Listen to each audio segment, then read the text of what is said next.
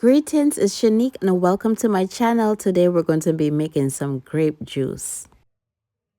So I bought these grapes. It says that they're Korean grapes, right? So I bought these in H Mart, and of course in the store I had to try them out to make sure that they had seeds in them.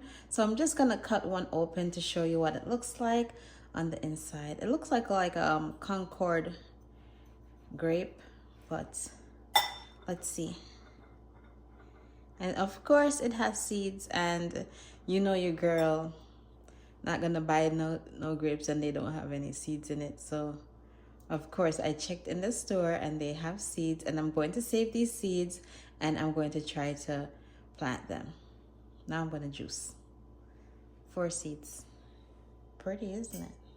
The first thing I'm going to do is remove the bad ones, and then we're going to give them a good wash. I like to wash my fruits with apple cider vinegar and baking soda. I sometimes allow the fruits to sit inside of the solution for about 10 minutes. When using a small bowl, I make sure to turn them over so it gets fully soaked. If you prefer, you could remove the fruits from the stem.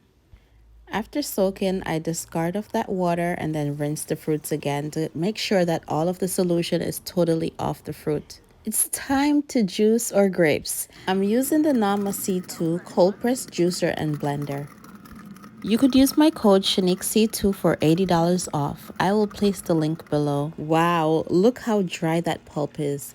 All of the juice has been pressed out, and that's what remains. Look at that radiant color. Have you ever seen grape juice this beautiful? If you like my content and you'd like to see more, don't forget to subscribe. Thank you for watching. Have a blessed day.